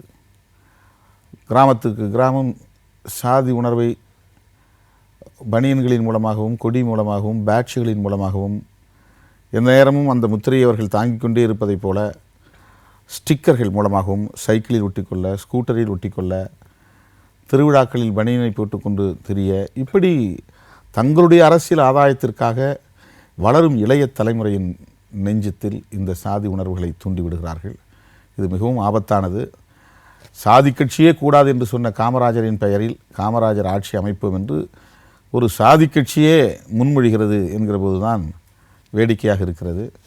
காமராஜர் ஆட்சி அமைப்போம் என்று சொல்லக்கூடிய அளவுக்காவது இவர்கள் காமராஜரை நினைத்து பார்க்கிறார்கள் என்பதே ஒரு வகையில் ஆறுதல் தான். பெருந்தலைவர் காமராஜருடைய ஆட்சி காலம்தான் தமிழகத்தின் பொற்காலம் என்பதை யாரும் மறுத்துவிட முடியாது. திமுக தரப்பிலிருந்தோ, அதிமுக தரப்பிலிருந்தோ, அல்லது புதிதாக உருவாகிற கட்சிகளின் தரப்பிலிருந்தோ பெருந்தலைவர் காமராஜரின் ஆட்சி காலத்தை குறை சொல்ல முடியாத அளவுக்கு அவருடைய ஆட்சி காலத்தில்தான் கல்விக்கூடங்களும், தொழிற்சாலைகளும், நீர்த்தேக்கங்களும், பாசன வசதிகளும் மிகப்பெரிய அளவிலே கட்டமைக்கப்பட்டன. அதுதான் இன்றைக்கும் தமிழகத்தை காப்பாற்றி கொண்டிருக்கிறது. தமிழகத்தினுடைய விவசாய பாதுகாப்பாக இருந்தாலும் சரி, இளைய தலைமுறையினரின் கல்வி உரிமைகளாக இருந்தாலும் சரி, அத்தனைக்கும் அடித்தளம் போட்டவர் பெருந்தலைவர் காமராஜர். இப்போது ஜாதி கட்சிகளை பொறுத்த வரைக்கும் ஆபத்து நிச்சயமாக அது வந்து கூடாது அப்படிங்கிற மாதிரி சொல்கிறீங்க. அப்படிப்பட்ட கருத்துள்ள நீங்களே ஒரு ஜாதி கட்சி தான் வச்சுருக்கீங்க. ஸோ இது வந்து இந்த காலத்தின் கட்டாயமா இல்லை வந்து சந்தர்ப்ப சூழ்நிலைகள் எது காரணம் அப்படின்னு நினைக்கிறேன்? அதாவது ஜாதி கட்சினா எது அப்படிங்கிற ஒரு வரையறை இருக்குது. சாதி உணர்வுகளை தூண்டி ஒரு சாதிக்கு எதிராக இன்னொரு சாதியின் மீது வெறுப்புணர்வை விதைப்பது அப்படிங்கிறது தான் ஆபத்தானது. அதுதான் வந்து சாதி கட்சி.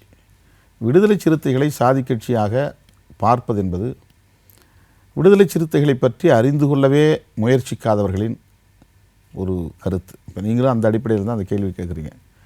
எங்கள் கட்சியினுடைய அடிப்படை முழக்கமே சாதி ஒழிப்பே மக்கள் விடுதலைங்கிறது தான். எந்த மேடையிலும் சாதி பெருமையை நாங்கள் பேசியது கிடையாது. ஒவ்வொரு சாதிக்கும் ஒரு அடையாளம் இருக்குது, ஒரு வரலாறு இருக்குதுன்னு எல்லாம் புதுசாக கண்டுபிடித்து புத்தகங்களை எழுதி கொண்டு இருக்கிறார்கள், அதை விவரித்து கொண்டு இருக்கிறார்கள். அந்த மாதிரியான கழிசடை அரசியலை விடுதலை சிறுத்தைகள் ஒரு காலத்திலும் பேசியதில்லை, அதற்கான தேடலிலும் ஈடுபட்டதில்லை. சாதி ஒழிப்பு, தமிழ் தேசியம், பாட்டாளி வர்க்க விடுதலை, மகளிர் விடுதலை, வல்லரசிய எதிர்ப்பு என்கிற 5 கொள்கைகளை அடிப்படை கொள்கைகளாக விடுதலை சிறுத்தைகள் கொண்டிருக்கிறோம். சாதி ஒழிப்பே மக்கள் விடுதலை, அதுதான் எங்களுடைய லோகோவிலே இருக்குது. பெரியார், அம்பேத்கர், மார்க்ஸ் போன்ற தலைவர்களுடைய கருத்துக்களைத்தான் விடுதலை சிறுத்தைகள் உள்வாங்கி இருக்கிறது. போராட்டம்னா ஆயுதம் எடுத்து தான் போராடணும் இல்லை, அடிபணியாமல் போராடுவது, ஆளும் வர்க்கத்திற்கு அடிபணியாமல் போராடுவது என்பது தான் அந்த வழிமுறை. ஆகவே நாங்கள் எப்படி சாதி கட்சியாக இருக்க முடியும்? இப்போது ஆதிக்கம் செலுத்துகிறவர்கள் சாதி சங்கம் வைத்து தன்னுடைய சொந்த சமூகத்தை நம்ப வைப்பதும், பிற சமூகங்களை நம்ப வைப்பதற்காக கட்சியை 2 கொடியும் ஒரே இடத்தில் பார்க்க வைக்கிறது. ஒரு பக்கம் சொந்த சாதியை ஏமாற்றுவதற்காக சாதி சங்க கொடி, மற்ற சாதிகளை ஏமாற்றுவதற்காக அரசியல் கட்சி கொடி என்று இரட்டை வேடம் போடுகிற, இரட்டை முகத்தை காட்டுகிறவர்கள் தான் சாதி கட்சியினர். விடுதலை சிறுத்தைகள் தொடக்கத்திலிருந்தே விடுதலை சிறுத்தைகள் என்கிற பேரில் தான் இயங்குகிறோம். சாதி ஒழிப்பு தான் அடிப்படை அரசியல் கோட்பாடு. அம்பேத்கர் எந்த இடத்துலையும் சாதி வாழ்கன்னு சொன்னதில்லை, பெரியார் சாதி வாழ்கன்னு சொன்னதில்லை, இந்த 2 தலைவர்களும் சாதி பெருமைகளை எங்குமே பேசியதில்லை. இப்போ நாங்கள் அந்த கொள்கையை பின்பற்றக்கூடியவர்கள். நாங்கள் எந்த இடத்துலையும் வந்து இந்த சாதி அந்த சாதி இது வந்து இதுக்கு இந்த வரலாற்று பின்னணி இருக்குது, இதுக்கு ஒரு பெரிய பாரம்பரியம் இருக்குதுன்னு அந்த பெருமைகளை நாங்கள் பேசுனது கிடையாது. சாதி வேண்டாம், கல்வி தான் முக்கியம், அடுத்த தலைமுறை சாதியற்ற ஒரு சமூகமாக வளரட்டும், இந்த கருத்துக்களை நாங்கள் பேசுகிறோம். எனவே விடுதலை சிறுத்தைகளை சாதி கட்சி என்று புரிந்து கொள்வது எங்களை அறிந்து கொள்ள ஒருபோதும் அவர்கள் முயற்சிக்கவில்லை என்பதிலிருந்து வருகிற ஒரு புரிதல். அந்த இன்னொரு கேள்வி, அதாவது இப்போது சில சமயங்களில் வந்து இப்போது உங்களுடைய கட்சியினுடைய மாநாடுகளாகட்டும், சில பெரிய கூட்டங்களாகட்டும், இந்த மாதிரி இடங்களில் வன்முறைகள் எழும் அப்படிங்கிற மாதிரி கூட சில குற்றச்சாட்டுகள் இருக்குது. அது உண்மையா?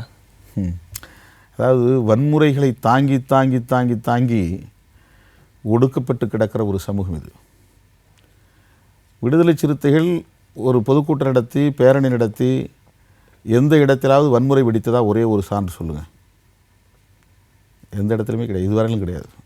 திருமாவளவன் பேசி அந்த இடத்துல கலவரம் வெடித்தது அப்படின்னு ஏதாவது ஒரு சான்று சொல்லுங்கள். இது பொதுவான ஒரு மனநிலை. அதாவது தலித்துகள் அப்படின்னா அவங்கெல்லாம் வன்முறை செய்வார்கள் அப்படின்னு ஒரு மனநிலை. நான் கேட்குறேன், இதுவரையிலும் 1968 வெண்மணியில் படுகொலை நடந்துச்சு. 44 பேர் கொல்லப்பட்டார்கள். அவ்வளவு பேரும் தலித்துகள். 77 விழுப்புரத்தில் 12 பேரை வெட்டி படுகொலை செய்தார்கள். அவ்வளவு பேரும் தலித்துகள். 78 உஞ்சனையில் கோயில் நுழைவு போராட்டத்தில் உரிமை வேண்டும் என்று கேட்டதற்காக 5 பேரை வெட்டி படுகொலை செய்தார்கள். அவ்வளவு பேரும் தலித்துகள். 97 ஊராட்சி மன்ற தலைவர் தேர்தலில் போட்டியிட்டதற்காக மேலவளவு முருகேசன் உட்பட 7 பேரை வெட்டி படுகொலை செய்தார்கள். அந்த 7 பேரும் தலித்துகள். இப்படி அடுக்கிக் கொண்டே போகலாம். காதல் பிரச்சனையில் கோகுல்ராஜ் தலை வெட்டி துண்டிக்கப்பட்டிருக்கிறது. இளவரசன் ஓடும் ரயிலில் தள்ளப்பட்டு கொலை செய்யப்பட்டான். சென்னகரம்பட்டியில் கோயில் நிலம் குத்தகை எடுத்தார்கள் என்பதற்காக 2 பேரை கழுத்து எறுத்து படுகொலை செய்தார்கள். சிதம்பரம் பக்கத்தில் புளியங்குடிங்கிற இடத்துல கள்ளச்சாராயத்தை எதிர்த்து போலீஸில் புகார் கொடுத்தார்கள் என்பதற்காக தூங்கும்போது 3 பேரை கழுத்து எறுத்தார்கள். இவ்வளவு தலித்துகள் படுகொலை செய்யப்பட்டிருக்கிறார்கள். ஏராளமான சேரிகள் கொளுத்தப்பட்டிருக்கின்றன. இந்த மாதிரி ஏதாவது ஒரு சம்பவம் தலித்துகளால் மற்றவர்களுக்கு நிகழ்ந்ததாக ஒரு சான்று சொல்லுங்கள். தலித்துகள் திரண்டு போய் மற்ற சாதியினருடைய வீடுகளில் அடித்து நொறுக்கினார்கள். தலித்துகள் திரண்டு போய் தீ வைத்து பல குடியிருப்புகளை கொளுத்தினார்கள். தலித்துகள் திரண்டு 7 பேரை வெட்டி கொன்றார்கள், 15 பேரை வெட்டி கொன்றார்கள். அல்லது காதல் பிரச்சனையில் கடத்தி சென்று போய் கழுத்தை எறுத்து கொலை செய்தார்கள் அப்படின்னு ஏதாவது ஒன்று சொல்லுங்கள். எப்படி தலித்துகளை வன்முறையாளர்கள் என்று சொல்ல இவர்களுக்கு மனம் வருகிறது? 1000 தலைமுறைகளாக வன்முறைகளை தாங்கி தாங்கி தாங்கி தாங்கி இதை சகித்து கொண்டே குடிசையை கொளுத்தினவனுக்கே ஓட்டு போட்டு, குடிசையை கொளுத்தி சூறையாடியவர்களுக்கே ஓட்டு போட்டு, பெண்களை மானபங்கப்படுத்தியவர்களுக்கே ஓட்டு போட்டு, அவர்களோடு இணக்கமாக வாழ வேண்டும் என்று போராடி கொண்டிருக்கிற ஒரு சமூகம் இது.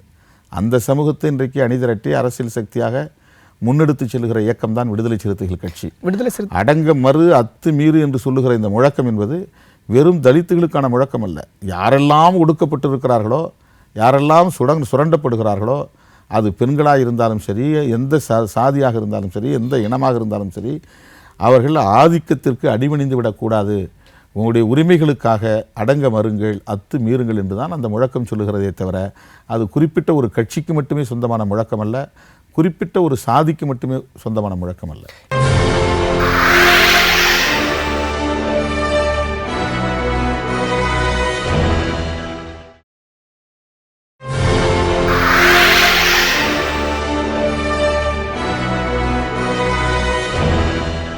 இப்போ விடுதலை சிறுத்தைகள் கட்சி துவக்க காலத்திலிருந்து தற்போது வரை உங்களுடைய அந்த கட்சி ஆரம்பிக்கப்பட்டதனுடைய நோக்கம் இருக்கிறதா? எந்த அளவுக்கான வளர்ச்சிகள் நடந்திருக்கிறது? இந்த கட்சி என்பது விளிம்பு நிலை சமூகத்தை அமைப்பாய் திரட்டுவது என்பதுதான் அடிப்படை நோக்கம். தலித்துகள், பழங்குடியினர், இஸ்லாமியர்கள், கிறித்தவர்கள், சமூகத்தில் மிகச் சிறுபான்மையாக புறக்கணிக்கப்பட்டு கிடக்கிற அரவாணிகள், இம்மாதிரி சமூகத்தால் வஞ்சிக்கப்பட்ட மக்களை, உழைக்கும் மக்களை அணிதிரட்டி அவர்களை ஒரு அரசியல் சக்தியாக அணிதிரட்டுவது தான் எங்களுடைய நோக்கம். அதிலே நாங்கள் ஓரளவுக்கு முன்னேறி இருக்கிறோம், அந்த மக்களை அணிதிரட்டி இருக்கிறோம் என்று தான் நான் நம்புகிறேன். இப்போது தமிழகத்தை பொறுத்த வரைக்கும் ஆளும் கட்சியை தவிர மற்ற எல்லாருமே மது ஒழிப்பு வேண்டும், நிச்சயமாக பூரண மதுவிலக்கு வேண்டும் அப்படிங்கிற மாதிரி வலியுறுத்திக்கிட்டு இருக்காங்க. இப்போ நீங்களும் அது மாதிரியான ஒரு கோரிக்கை கையில் எடுத்திருக்கிறீங்க. இது தற்போதைய அரசியல் சூழ்நிலையை கருத்தில் கொண்டு எடுக்கப்பட்ட முடிவா? இந்த கருத்தை நாங்கள் தொடர்ந்து பேசி வருகிறோம். இன்றைக்கு நேற்றைக்கல்ல, பல ஆண்டுகளுக்கு முன்பு கிருஷ்ணகிரியிலே இதுக்காக ஒரு பெரிய மாநாட்டை நாங்கள் நடத்தினோம். மது என்பது இன்றைக்கு இளைய தலைமுறையை மிக மோசமாக சீரழித்து வருகிறது. தமிழக அரசாங்கமே தமிழ் சமூகத்தை கெடுத்து விட்டது. 3 வயது சிறுவர்களுக்கு சாராயம் ஊற்றி குடிக்க வைக்கக்கூடிய அவலம் இன்றைக்கு வெளிச்சத்திற்கு வந்திருக்கிறது. பெண்கள் சாராயம் குடிக்கிறார்கள், வாட்ஸ்அப்பில் இன்றைக்கு நாம் பார்க்க முடிகிறது. கல்லூரி மாணவிகள் ஒன்றாக சேர்ந்து மது அருந்துகிற காட்சிகள் இன்றைக்கு வீடியோக்களில், வாட்ஸ்அப்புகளில் வந்து கொண்டிருக்கிறது. இதற்கு என்ன காரணம் என்றால், அரசாங்கமே வெளிப்படையாக அரசு மதுபான கடைகளை திறந்து வைத்து வியாபாரம் செய்கிறது. அதுவும் 12 மணி நேரம் 18 மணி நேரம் என்று வியாபாரம் செய்கிறது. ஆக இதற்கு முழுக்க முழுக்க அரசு தான் பொறுப்பு. நாங்கள் நீண்ட காலமாக விடுதலை சிறுத்தைகளின் சார்பிலே ஒரு கொள்கையை, ஒரு கருத்து சொல்லி வருகிறோம். இது யாரும் இதுவரையில் கவனிக்கப்படவில்லை, யாராலும் கவனிக்கப்படவில்லை. மதுவிலக்கு என்பது தேசிய கொள்கையாக ஏற்கப்பட வேண்டும். இந்த மாநிலத்தில் மதுவிலக்கு, அந்த மாநிலத்தில் மதுவிலக்கு இல்லை அப்படிங்கிற நிலை இருக்கக்கூடாது. மாநில அரசாங்கம் முடிவு செய்வதாக அது இருக்கக்கூடாது. மத்திய அரசாங்கம், அது காங்கிரஸ் அரசாங்கம் இருந்தபோதே நான் சொல்லியிருக்கிறேன். 500 ரூபாய் நோட்டுகளில் காந்தியுடைய படம் இருக்கிறது, 1000 ரூபாய் நோட்டுகளில் காந்தியுடைய படம் இருக்கிறது. காந்திக்கு அவ்வளவு மரியாதை செலுத்தக்கூடிய அரசு, மது விலக்கு என்பது காந்தியின் கொள்கைகளுள் உயிர் மூச்சான கொள்கைகளுள் ஒன்று. காந்தி மதுவிலக்கு கொள்கையை அறிவித்தவுடன் அவருடைய தலைமையை ஏற்றுக்கொண்டிருந்த தந்தை பெரியார் அவர்கள் தம்முடைய தோட்டத்தில் இருந்த தென்னை மரங்களை எல்லாம் வெட்டி வீழ்த்தினார். தென்னை மரம் இருந்தால் தானே கல் இறக்க வேண்டிய நிலை வரும் அப்படின்னு சொல்லி. அந்த அளவுக்கு மதுவிலக்கு கொள்கையை நாடு முழுக்க நடைமுறைப்படுத்துவதில் அக்கறை செலுத்தியவர் காந்தியடிகள். அப்போ அவருடைய கொள்கையில் ஒன்றான, உயிர் மூச்சான கொள்கையில் ஒன்றான மதுவிலக்கு கொள்கையை இந்திய அரசு தேசிய கொள்கையாக அறிவிக்க வேண்டும். எந்த மாநில அரசும் மதுபான கடைகளை ஏலமிடக்கூடாது, நடத்தக்கூடாது. கள்ளச்சாராயத்தை ஒடுக்குவதற்கு நடவடிக்கை எடுங்க, அதுக்கு காவல்துறை இருக்குது. அது தனியாகவே ப்ரொஹிபிஷன் மதுவிலக்கு துறைன்னு ஒன்று இருக்குது, அமலாக்கத்துறைன்னு, PEWன்னு. அப்போ அதெல்லாம் நான் தீவிரப்படுத்தணும். ப்ரொஹிபிஷன் என்ஃபோர்ஸ்மெண்ட் விங் அப்படின்னு சொல்லிட்டு PEWன்னு இருக்குது. இப்போ அதில் நிறைய காவலர்களை போடணும், அதுக்கு பயிற்சி கொடுக்கணும். அந்த மாதிரி கள்ளச்சாராயம் காய்ச்சிக்கிறவர்கள் மீது கடுமையான நடவடிக்கை எடுக்கணும். அதை விட்டுட்டு கள்ளச்சாராயம் காய்ச்சுவதால் மக்கள் பாதிக்கப்படுகிறார்கள், அதை கட்டுப்படுத்துவதற்கு அரசு சாராயம் இருக்கிறோம் என்று சொல்லுவதைப் போல ஒரு அபத்தம் வேறு எதுவும் இருக்க முடியாது. மிகப்பெரிய தீங்கு அரசாங்கம் மக்களுக்கு எதிராக செய்கிற தீங்கு இந்த அரசு மதுபான கடைகள் தான். மனிதனுடைய உறுப்புகள் எது பாதிக்கப்பட்டாலும் செயற்கை உறுப்பு வைத்துக் கொள்ளலாம், ஆனால் மூளை பாதிக்கப்பட்டு விட்டால் செயற்கை மூளை வைக்க முடியாது. இன்றைக்கு பள்ளிக்கு செல்லுகிற ஆசிரியர்கள் கூட குடித்து விட்டு போகிறார்கள். குடித்துவிட்டு போதையில் இருக்கிற ஆசிரியர் எப்படி மாணவர்களுக்கு நல்ல முறையில் பாடம் சொல்லிக் கொடுப்பான்? வண்டி ஓட்டுகிற அரசு ஓட்டுநர்கள் குடித்துவிட்டு வண்டி ஓட்டுகிறார்கள். அதைப் போல வாதிடப் போகிற வழக்கறிஞர்கள் குடித்துவிட்டு வாதாடுகிறார்கள். இப்படி நாம் சொல்லிக்கொண்டே போகலாம். அரசு அதிகாரிகள், மாணவர்கள், பள்ளியை சார்ந்தவர்கள், பெண்கள், சமூகம் ஒட்டுமொத்தமாக சீரழிந்து கொண்டிருக்கிறது. ஆகவே தான் விடுதலை சிறுத்தைகள் நீண்ட காலமாகவே மதுவிலக்கை ஒரு தேசிய கொள்கையாக அறிவிக்க வேண்டும் என்று நாங்கள் வற்புறுத்தி வருகிறோம். தற்போது பெரியார் பிறந்த நாளான செப்டம்பர் 17 காந்தி பிறந்த நாளான அக்டோபர் 2 வரையில் 2 வார காலம் தொடர் போராட்டத்தில் விடுதலை சிறுத்தைகள் தமிழகம் முழுவதும் ஈடுபட திட்டமிட்டிருக்கிறோம். இது தேர்தலுக்காக அல்ல, தேர்தல் சூழலில் எடுக்கப்படுகிற ஒரு போராட்டமாக மட்டுமே இதை பார்க்கக்கூடாது. அடிப்படையிலே எங்கள் கொள்கை மதுவிலக்கு என்பதுதான். இப்போ தமிழகத்தை பொறுத்த வரைக்கும் உங்களுடைய கட்சி திமுக அப்படிங்கிற ஒரு மாநில கட்சிகளோட தான் உங்களுடைய கூட்டணி அமைஞ்சிருக்கு. ஸோ நீங்கள் அதை தாண்டி காங்கிரஸ், பாஜக இது போன்ற தேசிய கட்சிகளோடு இது வரைக்கும் நீங்கள் நேரடியாக கூட்டணி வச்சதே இல்லை. அது போன்ற எண்ணம் இருக்கிறதா? இல்லை, தமிழ்நாட்டில் காங்கிரஸ் தலைமையில் இதுவரையில் எந்த கூட்டணி முயற்சியும் நடக்கவில்லை. எங்களைப் போல காங்கிரஸும் திராவிட கட்சிகளோடு கூட்டணி சேருவதில் தான் போட்டி போட்டு கொண்டு இருக்கிறது, முண்டியடித்து கொண்டு இருக்கிறது. காங்கிரஸோ அல்லது பாரதிய ஜனதாவோ தமிழ்நாட்டிலே தங்களுடைய தலைமையில் ஒரு கூட்டணி அமைப்பதற்கான முயற்சியில் இதுவரையில் ஈடுபடாத போது இந்த கேள்வியே தேவையில்லாதது என்று நான் கருதுகிறேன். இப்போ பெருவாரியான மக்கள் வாக்களித்து ஒரு முறை உங்களை சட்டமன்றத்துக்கு அனுப்புனாங்க. ஸோ அப்படிப்பட்ட ஒரு சூழ்நிலை நீங்கள் திடீர்னு ராஜினாமா பண்ணீங்க. ஸோ இது அந்த மக்களுக்கு செய்கிற துரோகம் மாதிரி இருக்காதா? ஏன்னா அவங்க உங்களை பிரதிநிதித்துவப்படுத்துகிறாங்க. ஸோ அப்படிப்பட்ட நேரத்தில் ராஜினாமா பண்ணுறதுங்கிறது ஒரு தோல்வி மாதிரி ஆகாதா? இல்லை, அதுக்கு அடுத்து இன்னொரு பிரதிநிதியை தேர்ந்தெடுத்து கொள்ள முடியும். அது நம்ம ராஜினாமா பண்ணுறதுனால அது காலியாக இருக்க போகிறதில்ல. அன்றைக்கு நான் ராஜினாமா செய்ததற்கு பல காரணங்கள் உண்டு. 2001 திராவிட முன்னேற்றக் கழக கூட்டணியில் விடுதலை சிறுத்தைகள் இடம்பெற்றது. திமுக சின்னமான உதயசூரியன் சின்னத்திலேயே நாங்கள் அன்றைக்கு போட்டியிட நேர்ந்தது. நானும் அந்த சின்னத்திலே போட்டியிட்டு 2000 சில்லறை வாக்குகள் வித்தியாசத்திலே வெற்றி பெற்றேன். தமிழகத்தில் 8 இடங்களில் நாங்கள் போட்டியிட்டோம் திமுக கூட்டணியில். பாண்டிச்சேரியில் 2 இடங்களில் போட்டியிட்டோம். மங்களூரில் மட்டும் நான் வெற்றி பெற்றேன்.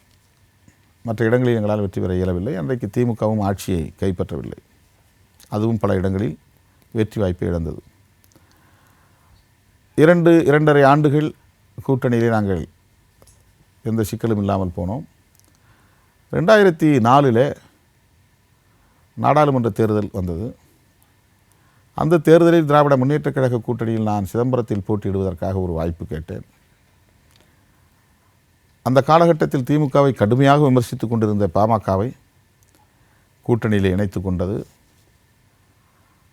சிதம்பரம் தொகுதியையும் பாமகவுக்கு வழங்கிவிட்டார்கள். அவர்களுக்கு அவர்களின் தகுதிக்கு மீறிய, அவர்களின் வலிமைக்கு மீறிய அளவுக்கு தொகுதிகள் ஒதுக்கப்பட்டன. தமிழ்நாடு முழுவதும் அவர்களுக்கு வாக்கு வங்கி கிடையாது. வடக்கே சில மாவட்டங்களில் மட்டும்தான். வடக்கே மட்டுமே அவர்கள் 6-7 இடங்களில் போட்டியிடுவதற்கான வாய்ப்பு வழங்கப்பட்டது. நாம் கேட்டது ஒரே ஒரு தொகுதி. ஆக அது என்னை மிகவும் பாதித்தது. நான் சட்டமன்ற உறுப்பினராக இருந்து கொண்டே நாடாளுமன்ற உறுப்பினராக வேண்டும் என்று ஆசைப்படவில்லை. ஆனால் எங்கள் கட்சி நாடாளுமன்ற தொகுதியிலும் போட்டியிட்டு ஒரு பொது அங்கீகாரத்தை பெற வேண்டும் என்கிற அந்த எண்ணத்தின் அடிப்படையில், விருப்பத்தின் அடிப்படையில் தான் நாங்கள் கேட்டோம். 1999 மூப்பனார் தலைமையிலான கூட்டணியில் விடுதலை சிறுத்தைகள் இடம்பெற்று அதே சிதம்பரம் தொகுதியில் 2.25 லட்சம் வாக்குகளை பெற்றோம். கடுமையான வன்முறைகளை தாண்டி. அன்றைக்கு பாமகவும் திமுகவும் கூட்டணியில் இருந்தன. மிக கடுமையான வன்முறை சிதம்பரம் தொகுதியிலே நிகழ்த்தப்பட்டது. அந்த வன்முறைகளை எல்லாம் தாண்டி 2.25 லட்சம் வாக்குகளை பெற்ற தொகுதியில்தான் மறுபடியும் நான் ஒரு வாய்ப்பு கேட்டேன். திராவிட முன்னேற்றக் கழக கூட்டணியில் எங்களுக்கு அந்த வாய்ப்பு கிடைக்கவில்லை. அந்த நிலையில் நான் திமுக உறுப்பினராகவே சட்டமன்றத்தில் இருக்க என் மனம் ஒப்பவில்லை. வெளியிலே தனித்து நாங்கள் போட்டியிட்டோம். வேறு ஒரு கூட்டணி வச்சு நாங்கள் சின்ன சின்ன கட்சியில் ஒன்றாக சேர்ந்து ஒரு கூட்டணி வைத்து நாங்கள் தேர்தலில் போட்டியிடுவோம். இப்போ வெளியே ஒரு நிலை, உள்ளே ஒரு நிலை என்று என்னால் இரட்டை நிலையில் நீடிக்க முடியவில்லை. உள்ளே போனால் நான் உதயசூரியன் சின்னத்தில் போட்டியிட்ட உறுப்பினர் தான், சொல்லப்போனால் திமுக உறுப்பினர். வெளியே வந்தால் நான் திமுகவுக்கு எதிராக வேறு கூட்டணியில் நான் இடம்பெற்று தேர்தலில் நின்று வேறு ஒரு நிலையை நான் கையாள வேண்டியது. ஆக அந்த இரட்டை நிலையில் என்னால் இருக்க முடியாத ஒரு சூழலில் தான் சட்டமன்ற உறுப்பினர் பதவி நான் ராஜினாமா செய்தேன். அன்றைக்கு சபாநாயகராக இருந்த திரு காளிமுத்து அவர்கள் கூட ஒரு முறைக்கு 2 முறை யோசித்து முடிவு செய் என்று சொன்னார். நான் சொன்னேன், என்னால் அப்படி ஒரு டபுள் ஸ்டாண்டில் இருக்க முடியல. உள்ளே நான் திமுக உறுப்பினராக உட்கார்ந்துருக்க முடியல. வெளியில் எங்களுக்கு அரசியல் ரீதியாக திமுகவோடு நட்பு முறிந்து விட்டது. ஏனென்றால் நாங்கள் வேறு கூட்டணி அமைச்சிட்டோம் 2004. திமுக கூட்டணியில் தொடர முடியல. அவங்க வேட்பாளரை எதிர்த்து நான் களத்தில் நிற்கிறேன். அப்புறம் உள்ளே போய் நான் எப்படி திமுக உறுப்பினராக உட்கார முடியும்? அப்படி உதயசூரியன் சின்னத்தில் நின்று திமுக உறுப்பினராகவே நான் அந்த அவையில் இருக்க வேண்டிய நிலை ஏற்பட்டதால் எனக்கு அதில் உடன்பாடு இல்லை, என் மனம் ஒப்பவில்லை. நான் ராஜினாமா செய்தேன். மற்றபடி திமுகவோடு எங்களுக்கு வேறு எந்த பெரிய சண்டையோ சச்சரவோ கிடையாது. மக்களுக்கு துரோகம் செய்ய வேண்டும் என்கிற எண்ணம் எனக்கு இல்லை. தற்போதைய சூழ்நிலையை பொறுத்த வரைக்கும் பார்த்தீங்கன்னா, இப்போது ஒவ்வொரு தொகுதியை பொறுத்த வரைக்கும் ஒவ்வொரு குறிப்பிட்ட ஜாதி வாக்குகள் இருக்கின்றன. அப்போது அரசியல் கட்சிகளை பொறுத்த வரைக்கும் அந்தந்த குறிப்பிட்ட தொகுதியில் அந்தந்த ஜாதியை பெரும்பான்மையை கொண்ட ஒருத்தர் தான் வேட்பாளராக நிப்பாட்டுறாங்க. ஸோ இது போன்ற சூழ்நிலை அந்த ஜாதிய ஆதிக்கங்களை அதிகமாகுது, இல்லை ஜாதிய அந்த அணுகுமுறைகள் அதிகமாகுது அப்படிங்கிற மாதிரி ஒரு மனநிலையை தோற்றுவிக்காதா? அது அப்படி தான் அதிகமாக ஆகி நீங்கள் சொன்ன மாதிரி ஜாதி கட்சிகள்லாம் இன்றைக்கி சாதியே போதும், நம்ம வாக்கு வங்கியை தக்க வைத்துக் கொள்வதற்குங்கிற எண்ணத்தை இன்றைக்கி அதுதான் உருவாக்கியிருக்கு. கடந்த காலங்களில் சாதி கட்சிகளெல்லாம் உருவாகாத காலங்களில் பொதுவான அரசியல் அடையாளத்தோடு இருந்த திமுக, அதிமுக போன்ற கட்சிகள், காங்கிரஸ் போன்ற மற்ற கட்சிகள் வேட்பாளர்களை நிறுத்துகிற போது சாதியை பார்த்து நிறுத்தியதால் இப்போ சாதி தானே இங்கே ஒர்க் அவுட் ஆகுது, நேரடியாக சாதிக்கு ஒரு கட்சியை உருவாக்குங்கிற மனநிலை இன்றைக்கி மக்கள்கிட்ட கட்சிகளுடைய உண்மையான பலம் தெரிய வரும்னு நினைக்கிறீங்களா? இந்த மாதிரி ஒரு குறிப்பிட்ட ஜாதியில் உள்ள ஒருத்தரை அந்த குறிப்பிட்ட ஜாதி மக்கள் அதிகமாக வாழக்கூடிய ஒரு தொகுதியில் வேட்பாளர் அறிவிக்கும் போது அந்த கட்சியினுடைய உண்மையான பலம் தெரிய வரும்னு நினைக்கிறீங்களா? அதுதான் உண்மையான பலம். எந்த சாதி எந்த கட்சியை ஆதரிக்குதுங்கிறத பொறுத்து தான் இன்றைக்கி அதனுடைய பலம் தீர்மானிக்கப்படுகிறது. பொதுவான கொள்கைகளை சொல்லி மக்களை தம்பயப்படுத்துகிற முயற்சியை விட்டுவிட்டு சாதி உணர்வை தூண்டி அதன் மூலம் ஆதரவை பெறுவது என்பது உள்ளபடியே ரொம்ப ஆபத்தானது தான்.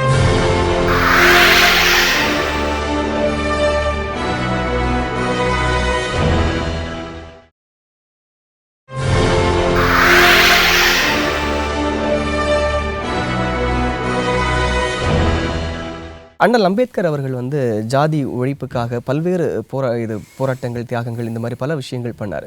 ஸோ அந்த மாதிரி அவர் பண்ண தியாகங்கள், அந்த கஷ்டங்கள் எல்லாம் இன்னைக்குள்ள சூழ்நிலையில் ஜாதிகளை ஒழிக்கிறதுக்காகவும் இல்லை தாழ்த்தப்பட்ட மக்கள் முன்னேறுவதற்காகவும் ஒரு வழியை ஏற்படுத்தி கொடுத்திருக்கிறதா, இல்லை ஒரு நோக்கங்கள் நிறைவேறி இருக்கிறதா? புரட்சியாளர் அம்பேத்கர் அவர்களுடைய கொள்கை சாதி கூடாது என்பதுதான். அது தலித்துகளுக்கு பாதுகாப்பு வேண்டும் என்கிற பொருளில் மட்டுமல்ல, தேசத்திற்கே பாதுகாப்பு வேண்டும் என்பதுதான். தாழ்த்தப்பட்டவர்கள் மற்றவர்கள் என்ற 2 சாதிகளாக இந்தியா பிரிந்து கிடக்கவில்லை.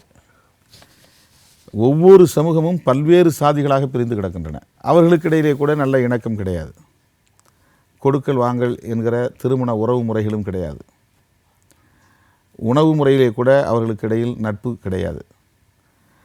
ஆக மனிதர்களை மிக மோசமாக கூறு கூறாக துண்டு துண்டாக்கி வைத்திருக்கிற ஒரு சோஷியல் சிஸ்டம், சமூக முறை தான் இந்த சாதி அமைப்பு முறை. ஆகவே இது இந்தியாவினுடைய வளர்ச்சிக்கே பெரும் முட்டுக்கட்டையாக இருக்கிறது. இந்த சமூகத்தினருடைய கல்வி பொருளாதாரம் மேம்படுவதற்கு மிகப்பெரிய தடையாக இருக்கின்றன. எனவே இது கூடாது என்று ஒட்டுமொத்த தேசத்தின் நலனை அடிப்படையாக வைத்துதான் புரட்சியாளர் அம்பேத்கர் அவர்கள் இந்த சாதி ஒழிப்பு கருத்தியலை உயர்த்தி பிடித்தார். அவருக்கு முன்னதாக எத்தனையோ தலைவர்கள் அகில இந்திய அளவிலே இதற்காக குரல் கொடுத்திருக்கிறார்கள். மகாத்மா ஃபூலே கல்விதான் இந்த மக்களை திருத்தும், இந்த சாதிய உணர்வுகளிலிருந்து அவர்களை மீட்கும் என்று கருதி கல்வி மறுக்கப்பட்ட சமூகத்தினருக்கென்று முதலில் பள்ளியை உருவாக்கியவர் மகாத்மா ஃபூலே. புரட்சியாளர் அம்பேத்கர் தன்னுடைய ஆசான்களாக அவர் சொல்லுகிற போது மகாத்மா ஃபூலே அவர்களையும் கபீர்தாசர் அவர்களையும் கௌதம புத்தர் அவர்களையும் தான் அவர் சொல்லுகிறார். இவர்கள் யாரும் ஒரு குறிப்பிட்ட சாதியை சார்ந்தவர்கள் அல்ல, ஒரு தலித் சமூகத்தை சார்ந்தவர்கள் அல்ல. இவர்கள் எல்லாம் மானுடம் செழிக்க வேண்டும், சமூக நல்லிணக்கம் வளர வேண்டும் என்பதற்காக தத்துவங்களை சொன்னவர்கள். கௌதம புத்தராக இருந்தாலும், கபீர்தாசராக இருந்தாலும், மகாத்மா ஃபூலேவாக இருந்தாலும், இந்த மூவருமே என்னுடைய ஆசான்கள், கொள்கை ஆசான்கள் என்று புரட்சியாளர் அம்பேத்கர் சொல்கிறார். அதிலிருந்து தான் இந்திய மண்ணிலே சாதி கூடாது, சாதியை ஒழிக்க வேண்டும் என்று இந்தியாவில் சாதிகள் என்று புத்தகம் எழுதினார். சாதி ஒழிப்பு பற்றி ஒரு புத்தகம் எழுதினார். காந்தியடிகளையும் காங்கிரஸையும் கூட விமர்சித்து இந்த சாதியை ஒழிப்பதற்கு, தீண்டாமை ஒழிப்பதற்கு காந்தி என்ன செய்தார், காங்கிரஸ் என்ன செய்தது என்றெல்லாம் கேள்வி எழுப்பினார். அதை புத்தகமாக வெளியிட்டார். இதுவெல்லாம் எதற்காக என்று சொன்னால், இந்த இந்திய சமூக கட்டமைப்பில் சமூகம் கூறுகளாக, பல்வேறு கூறுகளாக சிதறி கிடக்கிறது.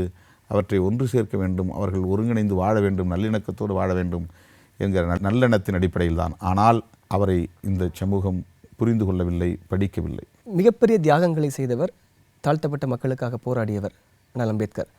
அவருக்கான உரிய அங்கீகாரத்தையும் உரிய மரியாதையும் தற்போதைய அரசாங்கம், மத்திய அரசாங்கம் வழங்குது அப்படின்னு நினைக்கிறீங்களா? காங்கிரஸ் அம்பேத்கருடைய 125வது பிறந்த நாளை நாடெங்கிலும் கொண்டாடப் போகிறோம், தொடர்ந்து ஓராண்டு வரையில் கொண்டாடப் போகிறோம் என்று அறிவித்த பிறகு ஏட்டிக்கு போட்டியாக பாரதிய ஜனதாவும் நாங்களும் அவருடைய பிறந்தநாள் விழாவை கொண்டாடப் போகிறோம் என்று அறிவித்திருக்கிறார்கள். தலித்துகளின் வாக்கு வங்கியை தக்க வைத்து கொள்ள வேண்டும் அல்லது பெற வேண்டும் என்பதற்காக அவருடைய நினைவிடத்தை நாங்கள் புதிதாக எழுப்பப் போகிறோம், அவர் லண்டனில் வாழ்ந்த வீட்டை வாங்கப் போகிறோம் என்றெல்லாம் அறிவித்திருக்கிறது. அப்படி அறிவித்தால் கூட பரவாயில்லை, அவரை ஒரு இந்து தலைவர் என்று திரித்து கூறுகிற முயற்சியில் ஈடுபட்டு கொண்டிருக்கிறது. அதாவது சாதிய சிந்தனையுள்ள ஒரு இந்துத்துவ சிந்தனையுள்ள தலைவராக அவரை திரிக்க முயற்சிக்கிறார்கள். இந்த பாரதிய ஜனதா அரசின் இந்த முயற்சி ஆபத்தானது. புரட்சியாளர் அம்பேத்கர் அவர்கள் மிக கடுமையாக, மூர்க்கமாக சாதி அமைப்பை எதிர்த்து போராடி இருக்கிறார். அவரை சாதி எதிர்ப்பாளராகவே, சாதி ஒழிப்பாளராகவே பாரதிய ஜனதா ஏற்றுக்கொண்டு அவருடைய பிறந்த நாளை கொண்டாடினால் அதை வரவேற்போம். ஆனால் காங்கிரஸுக்கு ஏட்டிக்கு போட்டியாக புரட்சியாளர் அம்பேத்கர் அவர்களின் பிறந்த நாளை கொண்டாடுகிற ஒரு சடங்காகத்தான் பாரதிய ஜனதா அரசு அதை கையில் எடுத்திருக்கிறது. தியாக பரம்பரையிலிருந்து வந்தவர் இளந்தலைவர் ராகுல் காந்தி, காங்கிரஸ் கட்சியினுடைய ராகுல் காந்தி. தற்போது அவருடைய செயல்பாடுகள், அதாவது ஏழை மக்களுடைய வீட்டுக்கு போகிறது, எந்த ஒரு வித்தியாசமும் இல்லாமல் அவர்களோடு பழகுவது, அந்த மக்களுக்காக போராடுவது, இது போன்ற சூழ்நிலைகள் எதை உணர்த்துகிறது நினைக்கிறீங்க? நான் நாடாளுமன்ற உறுப்பினராக இருந்த காலத்தில் ராகுல் காந்தி அவர்களை தனிமையில் சந்தித்து பேசுகிற ஒரு வாய்ப்பு கிடைத்தது. ஏறத்தாழ 3/4 மணி நேரம் இருவரும் பேசிக்கொண்டிருந்தோம் தனிமையில். அப்போது ஏராளமான கேள்விகளை என்னிடத்திலே அவர் எழுப்பினார். பௌத்தம் தொடர்பாக, புரட்சியாளர் அம்பேத்கர் அவர்களின் தொடர்பாக, சாதி அமைப்பை பற்றி. அப்போது அவர் சொன்ன கருத்துக்கள், அவர் நிறைய படிக்கிறார் என்பது எனக்கு தெரிந்தது. இந்தியாவில் உள்ள சாதி அமைப்பு முறைகளையும் மிக தெளிவாக புரிந்து வைத்திருக்கிறார். புதிய ஒரு சமூக அமைப்பை அவர் தேடுகிறார். அதாவது பழமைவாதத்திற்கு எதிரான ஒரு கருத்தியல் போக்கு அவரிடத்தில் இருப்பதை என்னால் புரிந்து கொள்ள முடிந்தது. அந்த வகையிலே அவர் மீது எனக்கு உள்ளபடியே ஒரு மரியாதை கூடியிருக்கிறது. ஏனென்றால் இந்த பழமைவாத கருத்துக்களிலிருந்து மாறுபட்ட சிந்தனை ஒரு இளம் தலைமைக்கு அவசியமானது. அதை என்னால் அவரிடத்திலே புரிந்து கொள்ள முடிந்தது. மிகவும் எளிமையாக இருக்கிறார். சாதாரண மக்களை, சாமானியமான மக்களை இலகுவாக சென்று சந்திக்கிறார். அதையெல்லாம் நாம் வரவேற்க கடமைப்பட்டிருக்கிறோம். ஆனால் அவருடைய பாதுகாப்பு முக்கியமானது. இல்லை, இப்போ இவர் வந்து சாதாரண அந்த எளிமை என்கிற பெயரால் இன்றைக்கு தலித்துகளின் குடும்பங்களுக்குள்ளே வீடுகளுக்குள்ளே போகிறார், மீனவர்களின் இல்லத்திற்கு போகிறார், அங்கே அவர்கள் கொடுக்கிற உணவை சாப்பிடுகிறார். இதுவெல்லாம் வரவேற்க தகுந்ததுதான் என்றாலும் கூட இன்றைய இந்த சமூக கட்டமைப்பில் அவருடைய பாதுகாப்பு முக்கியமானது என்று நான் அடிக்கடி எண்ணுவதுண்டு. அதற்கு என்ன காரணம் என்றால், புதிய தலைமையில் இப்போது வளர்ந்து வரக்கூடிய இளைய தலைமுறைகளில் பழமைவாதத்திலிருந்து விடுபட்ட தலைமை என்று ரொம்ப அரிதாகத்தான் இருக்கிறது. இன்றைக்கி இருக்கிற இந்த மூத்த தலைவர்கள்லாம் வந்து இந்த சாதி அமைப்பு, இந்த மதம் தொடர்பான வரட்டு பிடிவாதம், இப்படிப்பட்ட கருத்துக்களிலிருந்து அவர் முற்றிலும் மாறுபட்டவராக இருக்கிறார். அது எனக்கு மிகவும் பிடித்திருந்தது. பௌத்தத்தை பற்றி மிக ஆழமாக அவர் படித்திருக்கிறார் என்று நான் கருதுகிறேன். அந்த வகையில் அவருடைய அந்த அணுகுமுறைகள் எனக்கு மிகவும் பிடித்திருக்கின்றன. அவருடைய எளிமையான அணுகுமுறையை வந்து பாஜக உள்ளிட்ட சில கட்சிகள் வந்து அரசியலாக்க பார்க்குதே. அதுதானே அரசியல். அரசியல் ஆக்கி தானே அவங்க வந்து ஆதாயம் தேட முடியும். ஆனால் இன்றைக்கு மோடியின் பின்னணியில் இருக்கக்கூடிய சக்திகள் ஒரு இளம் தலைவர் வளர்ந்து விடக்கூடாது, அவர்கள் ஆட்சிக்கு வந்து விடக்கூடாது, வந்தால் மறுபடியும் அவர்களை வீழ்த்த முடியாது என்கிற அடிப்படையில் தான் அவற்றை அணுகுகிறார்கள். அவருக்கு பின்னால் இருந்து அவரை உயர்த்தி பிடிக்கிற மோடிக்கு பின்னால் இருந்து மோடியை உயர்த்தி பிடிக்கக்கூடிய அளவுக்கான சக்திகள் ஒருவேளை இவருடைய 21ஆம் நூற்றாண்டை நோக்கிய ஒரு சிந்தனை தடையாக இருக்கிறது எனக்கு தெரியவில்லை. அவர் வந்து அந்த மாதிரியான இந்த சாதியவாதம், மதவாதம், இந்த கருத்துக்களுக்கெல்லாம் ரொம்ப முரணாக இருக்கிறார். வகுப்புவாத கருத்துக்களை எல்லாம் அவர் ஊக்கப்படுத்துவதில்லை. சொந்த கட்சியிலே கூட துணிந்து கருத்து சொல்லக்கூடிய அளவுக்கு அன்றைக்கு பிரதமராக இருந்த மன்மோகன் சிங் அவர்களை பற்றி கூட மாறுபட்ட கருத்தை, முரண்பட்ட கருத்தை துணிந்து சொல்லக்கூடிய அளவுக்கு ஒரு வலிமை பெற்றவராக இருக்கிறார். ஆகவே இந்த சூழலில் மோடி போன்றவர்கள் இவருடைய எளிமையை, இவருடைய அணுகுமுறையை ஏற்றுக்கொள்ள மாட்டார்கள்.